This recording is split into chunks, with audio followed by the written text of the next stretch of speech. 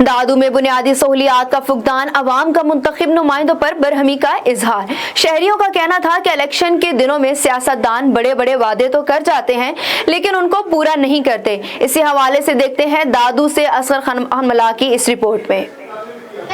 जी, मैं अभी मौजूद हूँ दादू सिटी में और मेरे साथ कुछ शहरी मौजूद हैं।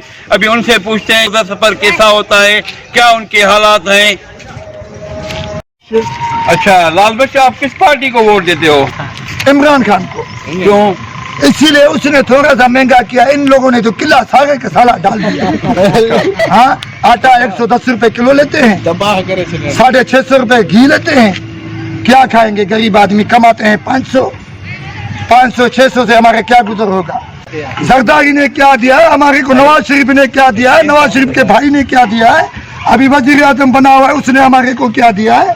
ये वोट ले जाते हैं फिर पूछने भी नहीं आते। नहीं खाएगा तो वो मिट्टी पड़ा हुआ है ना, वो मिट्टी खाए। मिट्टी तो पैसों पे नहीं मिलती क्या, फिर भी डुबा दिया है। कौन सा किया है काम? कोई काम तो हमारे को दिखाओ दादू जिलों में। हाँ, ये सड़कें बनी हुई है ना, पानी इतना सा डाला हुआ है, देखो चल के बाजार में।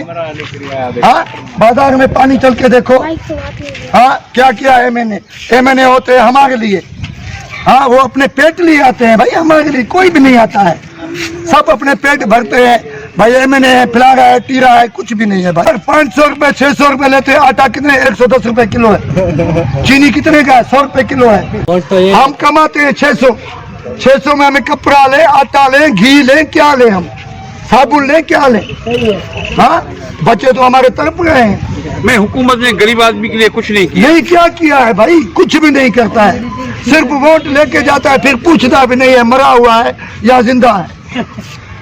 सही है, कोई भी नहीं आता हमारे पास।